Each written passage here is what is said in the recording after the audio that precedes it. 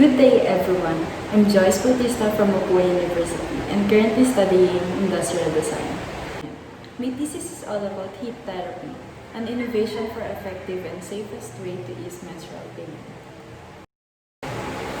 The abstract of the study is all about the women who are battling with their unwanted pain, that they did not wish or do things that makes them put them in their situation. Menstrual cramps are common around 80% of the women who are experiencing their period pain at some stage of their lifetime.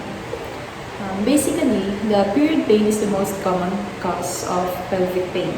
The study shows that menstrual pain may be linked to nearly 9 days of lost productivity per woman every year, since that is the reason why we are tackling this topic.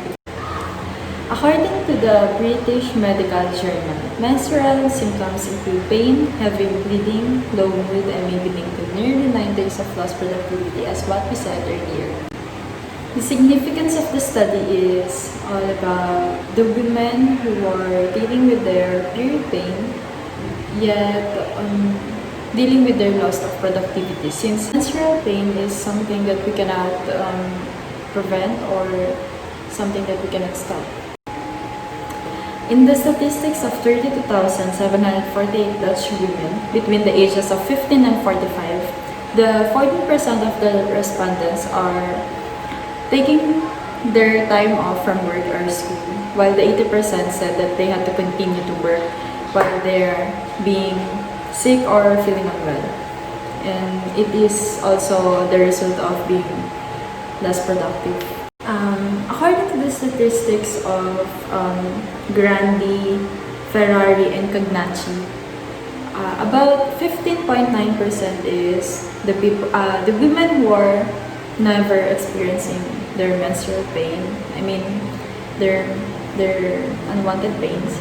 Yet the 84.1% reported that they are having their severe and they're having their menstrual period pain. According also to the prevalence of menstrual pain in young women, the statistics around 55% of the women are reported of having not functioning normally because of their period pain, and that is the reason why they need for medication and they're having absenteeism, which is I've mentioned earlier, which is not functioning normally. As we can see on the graph above is the percentage of the overall women with the pain. It's located in the first graph. It is highly needed for medication. The target market of this proposed product is about the 71% of the adolescents and women under 25, because they are the one who are experiencing the unwanted pain, which is the menstrual pain, and it is the topic of this product. And especially the women who are having the back pain, leg cramps, and stomach pain. Even though the period pain can be mild for some women, but for others it can be severe and more worse. So this is the reason why it can be marketable. In analyzing the problem, the front acupressure points, according to my research, this is the target points of the pain, which is the proposed product is about to emphasize. And for the back acupressure points, which is the one above, is the pain of having the menstrual pain. According to my survey, I've asked questions for 29 women. If there's an innovation that has remedy for your menstrual pain, what is the most important thing you consider? And they answered the most is beneficial rather than low cost, since they are the ones who are experiencing the unwanted pain. Their opinion matters, especially they are the one who will buy the product. It is also indicated yung age ng mga participants na sumali dun sa survey na ginawa ko. The scope and limitation of my study is the proposed product is an innovation of heat therapy that targets the acupressure points as what I've showed you earlier, the front and the back acupressure points. And the products can be used while standing, walking, and working on the job. Oh my God. In addition, the product is rechargeable and can have the small power bank for the need of the long exposure to the heat. The significant changes of the product proposal of this study is about, yun nga yung na-mention ko earlier, is the acupressure points from the front and the back pain. And the portability of it because of its material, since manipis siya lahat, including the battery and the heating element that will be used in this product that will be tackled later. The products can be used while standing, walking, and working on the job or school. In addition, the product is also rechargeable, so it is more sustainable rather than other heating pads. This, as what I've write there based on my research, the capacity of it can be discharged the cells in 5 hours and can be with a small power bank for the need of the long exposure for the heat. So these are the existing products for the heating pad that is used for menstrual cramps. For the first picture, that is what we call portable heating pad menstrual cramps, and for the second one rather, it is the far infrared electric USB warming pad. And this is the most matched to the proposal product of this study that is available in the market as of 2020. Yet, we will also discuss the existing heating pads that is used for menstrual pain, whether it is traditional or some people are not even using it. For the first one, it is the dry heat and moist heat. The negative impact of it is the uncomfortable to use, especially for working women who are always on the go. And for the hot bottled water, which is everybody knows it, and it is the most traditional and everyone almost uses this one. Yet it has the negative impact for having uncomfortable also for women who are already suffering from period pain, since ilalagay pa siya sa mismong bottle, the hot water, and then you will gonna rub it down on your belly button. I mean, under the belly button. And it is not comfy for the women who are working also and suffering from the pain. And for the heat gel packs, it is also not comfortable since it is mabilis siyang mawalan ng init, and also medyo nagiging stinky siya in the long run. So, yeah. And for the hot bath, tub, sauna, and steam bath, it is good for our body, yet it is hassle for women to purposely go to the spa just because of the menstrual pain, and especially in the spa is mahal siya, and it is not affordable, and sobrang hassle just to go to the spa to treat your unwanted pain. And mahirap kasi, kunyari, pupunta ka pa ng spa, masakit na yung puso mo, you'd rather sleep on your room rather to go to the spa. And for the heat and cold therapy, it is only for the joint damage or injury. The specialists for this are the only one who can use this, since may mga negative effects din ito kahit may benefits siya. So for the product concept and development drawings, at first, I've come up with an idea like having the gel packs of na para dun sa front acupressure point and then another one for the back. Since it is just a string, like a garter, namumove siya and hindi siya okay for yun nga, women who are standing, walking, and studying. And for the second concept is, gusto ko sana yung namumove siya, but yung namumove na, which is may adjustment siya para dun sa mismong pain, ma-target niya yung pain na meron yung women. And, ayun. And meron din siya yung nasa likod na for the back acupressure points. So, for my third concept is about may yung pinaka-underwear,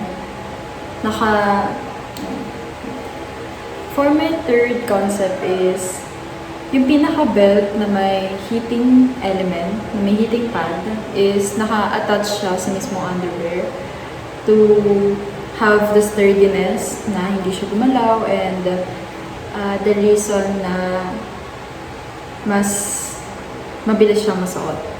But, nag-explain si Sir Romy na hindi siya okay. Mas okay sana kung magiging universal as much as possible. Magiging universal yung pinaka-belt para magamit siya ng halos lahat ng babae.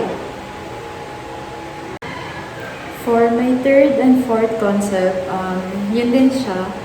For my fourth concept, it is the underwear pa din na naka-attach.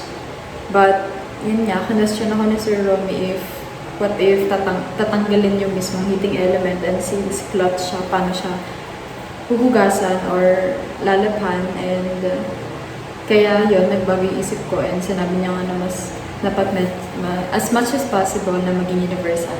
Kaya nag-isip ako na nade-detach na lang siya sa underwear, na meron siyang like corset type siya na belt, and meron siyang clip like the butterfly clip na nandyan sa may example sa taas na may picture, naka-arrow. Tapos, yung parang sa suspender belt na lang yung magiging dating niya. But, hindi siya naging okay. Since sabi ni Sir Romy, mas okay na mag-focus na lang ako sa mismong belt kaysa i-attach ko pa siya sa mismong underwear. So, ayun. Since yung target market ng product ko is women, si Sir Romy, inask ako if magpa-survey ako to know the aesthetic that the women wants. And yan, pinropose ko sa kanila is for like 5 product concepts. And they chose is the product concept 2, which is naka-encircle there. Ayan. Yung product concept 2 na napili nila, it is based on online survey for consumer and the target market. This concept of form is the most aesthetically pleasing. By that, we can assure that this product is marketable. So, yung ginawa ko na siya ng technical drawing just to visualize the product dun sa pinaka-development. This is only the part of the development. So, ginawa ko siya ng technical drawing para makita yung heating element ng front acupressure points and for the back acupressure points. Tsaka kung paano siya i-attach and detach. So, ayun. So, may nakikita niyo dyan yung pinaka-hook and eye, yung pinaka-close niya. Tapos, may adjuster siya just to fit para maging mas fit siya sa women. But medyo edgy pa siya kasi nasa development stage pa siya. So ayan yung section view na nakikita niyo yung may graphene heating pad. Sobrang nibis niya lang kaya okay siya. And for the battery, at first yung battery na pili ko is medyo makapal kasi hindi pa ako nanghingi ng tulong yan hindi pa ako nanghingi ng tulong yan sa mga engineer. So So, ito yung una kong development about sa exploded view na may part na sakop nung heating element yung pinaka-tela yung pinaka-outline nung mismong design na napili ng consumer. And ganun din sa back acupressure points. Sobrang sakop din yung heating element. And ayun, ginawa ko siya ng backup development na may size din siya. But kinlastan siya ni Sir Romy kasi sobrang laki niya and hindi naman ganun yung nakalagay dun sa acupressure points nung ano. Kaya as much as possible, medyo liitan ko siya ng kaunti kasi hindi siya appropriate for the female's body. So, ayan yung ginawa ko na sa may mock-up na kinoment ni Sir at my first defense for the Thesis 2. The front design is too bulky for women who is using it, especially for the studying or working. Kasi masyado siyang malaki and makapal since yung napili ko nga battery makapal pa rin. Tsaka sakop ang mismo heating element yung pinaka-outline ng design.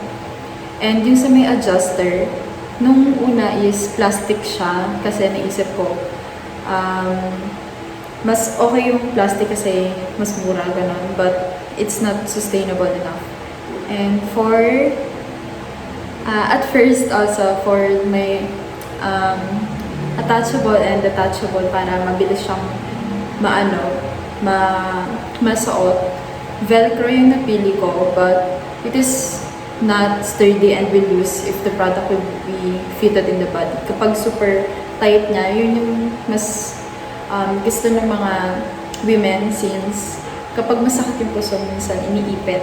Kaya mas okay sana na mas fitted as much as possible sa body natin. And so yung velcro is not okay for the proposed product. So we come up with the final product design. So this is my 3D model with function. So i-explain ko na yung pinaka-function ng product. Meron siyang pocket for power bank para if kailangan ng user na mas matagal na gamitin yung power bank, nandun din katabi nun sa may right side niya, left side ng view niyo, yung hole for cable wire. Tapos yung pinaka buong belt is gawa siya sa lycra fabric, which is very okay for it is hypoallergenic and stretchable siya, okay siya. Tapos yung sa may power button niya, nandun siya sa may left side of the user, and ayun siya, mabilis lang siya kasi isa lang yung pipinutin niya to adjust the heat. Tapos ito yung exploded view ng pinaka-product. So, yun nga yung sinabi ko kanina na may pocket for power bank. So, yun lang yung magiging medyo makapal doon, but not actually makapal. Kasi for the power bank lang, gano'n lang yung laki niya. Since madami ng power bank na applicable siya sa lahat ng klase ng power bank. And madami ng power bank ngayon na maliliit lang. And for the power bank, for the second one. For the third layer is the lycra fabric. Yun nga yung as what I mentioned earlier na okay siya for outside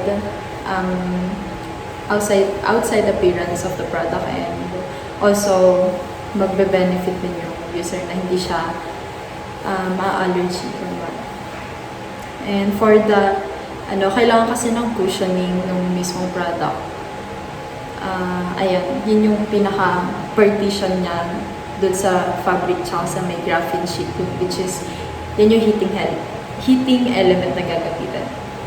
And after ng graphene sheet, meron ulit na cushion para hindi masyadong magtama yung battery tsaka yung pinaka-mechanical wiring product. And another cushion before dun sa pinaka-front. I mean sa pinaka-malapit sa tiyan para mas safe siya gamitin. And ayun, lycra fabric again. So for the additional functions, ayun nga, in-explain ko kasi, diba, na hindi okay yung velcro kasi hindi siya sturdy, lalo na in the long run na paggamit ng product. So I decided na piliin yung hook and eye para mas mabilis siya and mas sturdy yung design niya and safe din. And the hook and eye also holds the body together, especially if the user wanted the belt to be tightened. So, yung additional feature niya is the zipper for the detachable feature. Yun nga, pwede mo siyang tanggalin yung pinaka-heating element para i-wash yung cloth na, yun nga, yung lycra fabric. Naka-built-in na lahat siya eh. May pinaka-ano siya, cover para hindi siya mabasa, ganun. And waterproof siya, kaya kapag binuksan yung zipper, pwedeng maalis yung heating element and pwedeng hugasan or labhan yung pinaka-belt niya. So, yung additional function niya din na isa pa is, yun nga, yung may 3-color light indicator siya. Ayun. This is my product in use, the 3D product in use. Medium type of the body is yung pile, which is maximum size ng pinaka-belt is up to 80 centimeters. The product is adjustable by having its fixed adjusters, and the product is also a bit stretchable because of its fabric, which is lycra, and it is also adaptable on the body of the user.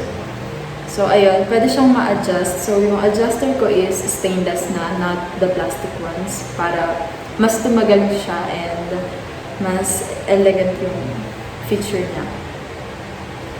So ito yung pinaka-mock-up design. Yung at first din niya, yung stainless na may adjuster. Ito yung first photo, which is may black siya. Yun yung pinaka-loob niya na may, ayan nga, yung stainless adjuster for the classy and sustainable purpose. Tapos yung wirings ng energy source to the power bank. And yun nga yung rescale na yung pinaka-unahan niya. I mean yung heating element para hindi siya masyadong magastos and mahal, para maging at least affordable siya as much as possible. And ayan yung second photo, yan siya kapag nilagyan na siya ng lycra fabric. So this is my mock-up in use. Tina-target niya specifically yung active pressure points na diniscuss natin earlier. So ayun, fit na fit siya sa body type na napili natin. So portable din siya. It can be, madala siya anywhere, and kasyang-kasya siya sa bag ng mga babae, lalo na ng mga babae, yung mga working professionals natin. So ito yung pinaka-orthographic view na ng final design. Yun na nga, na-rescale na yung pinaka-heating element, and nandiyan na lahat ng parts ng pinaka-belt na natin. Yung mga sizes ng power button, ng mga suksukan ng wiring, and lalagyan na ng power bank. Ayun. Para dun sa back din, nandiyan na yung sizes niya. So, ayun yung sectional view. Nakikita niyo yung kung gaano siya kakapal. Though may sizes naman siya, and nandun sa may orthographic view. Tapos, ito na yung panibagong exploded view, and this is the most accurate and the most pinaka-okay na sizes siya, and as na-visualize siya para mas okay malaman ng consumer yung pinaka-loob ng product. So, ayun. Yung sizes ng pinaka-belt is nandun siya sa may pinaka-belt loops and hips, which is, ayan, sa may ni-research ko na the proposed product is based on the belt loops, hips style, and up to medium type of body, max size up to 80 centimeters. So, ayun, nakikita nyo naman yung sa may XS to extra large. And ayun, inches yan, yung nakalagay sa chart. So, ayun, kaya siya hanggang large ng 34.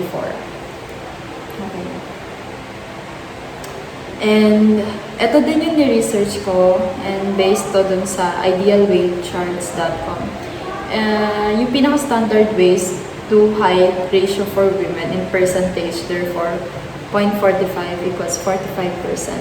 So yung ratio niya is 35 yung abnormally slim to underweight and ratio over 58 yung highly obese. So ayun. Just so you know na may pinaka-base yung sizes ng product na pinopropose ko. So, for the materials we are about to discuss, first is the fabric, which is the lycra fabric. The lycra fabric of cotton not only has the advantageous comfort and air permeability of cotton fiber, but also takes into account good elasticity and non-deformable characteristics, which the cotton does not have. So the fabric is more fit, soft, and comfortable. And yung advantages niya is, yun nga, 97 polyester siya, 3% spandex, kaya nasa-stretch yung solid na fabric. And yun nga, yung pang number 3 is the lightweight woven fabric with smooth slit hand.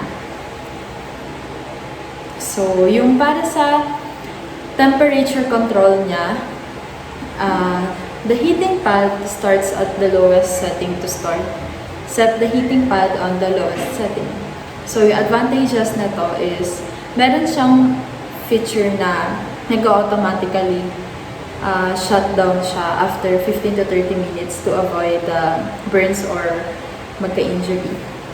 And for the second one na advantages niya, dun sa pinaka-low setting, you can use the heating pad for longer period, maybe up to 1 hour. Kasi mas onti lang nagagamit ng energy. So, dun sa main, for the battery life, yung what I picked is the 3.7 volts rechargeable battery. The researcher of this study, which is me, conducted an interview with Mr. Tristan Perla. I've asked an engineer na regarding dun sa mismong heating element na kung pwedeng meron siyang power storage and aside from the power bank. And he insisted na pwede yung rechargeable battery na may voltage as long as okay yung graphene dun sa voltage, which is yun nga, 3.7 voltage in theory. It is possible. So, ayun, ito yung pinaka sample product na pwede dun sa kasi affordable siya and safe din siya. Nakalagay dyan lahat ng about dun sa product, which is may keep warming time siya na 3 to 4 hours depending on the outside environment, since para siya, yung battery na to, para talaga siya sa mismong mga heating elements. And ginagamit talaga to for the heated insoles, which is the knee warmer. Yun nga, naka-indicate dyan. For the heating element, for the heating element, which is the graphene, according to the article of Ron Mertens, graphene-based heating device hit the market as of 2018, cited that several companies in China are now commercializing graphene-based heating elements. So, medyo common na din siya and naging affordable na siya kasi madami nang gumagawa and many such devices are now available kasi they are shipping globally and via retailers such as Amazon and other kind of shopping app. So, ayun, yung advantages kung bakit napili ko yung graphene is, it is strong, and other than that, it is thin and flexible, which is pinaka-okay siya dun sa product ko. And it has pure far infrared radiation and is also safer and more environmentally friendly compared to the other alternatives. So, yung pinaka-estimated cost ko approximately is 1,879 pesos with power bank siya and 1,422 without the power bank. Hindi lang siya sa unahan, yung pinaka-product ko, hindi lang acupressure points na in front of the pain, yet meron din siya for the back pain. And ayun nga. So, ayun yung nilagay ko na may superior flexible thermal graphene na nagka-cost siya ng 455 siya pag 1 meter. So, inano ko lang siya ng, yung kailangan lang is 20 cm by 5 cm. So, 200 pesos lang siya kapag pinila siya sa Amazon. And mas magiging mura pa yon kapag bulk or wholesale ko siya binili. And for the warm space, 3.7 volts. Ito yung sa may rechargeable batteries na ginagamit for electric heated gloves and winter warm gloves, which is na costly 800 pesos since pwedeng gamitin yung product na walang power bank. May umaandar siya ng meron siyang energy source, which is yan nga, warm space yung gagamitin. So for the copper wire, for 1 meter, 50 pesos, and for the power bank, yun nga, 1,000 mAh. 457 siya kapag meron. Yun yung pinaka-standard na power bank na available in the market. Or maybe may mas mura pa na mas manipis, but ito yung pinaka-nahanap kong pinaka-mura. So yun. So ayun, yun yung pinaka-total niya. 1,879 with power bank and 1,422 without the power bank. So that's it. That's my proposed product, and thank you for listening, and hope to see you on Saturday. And stay safe, everyone.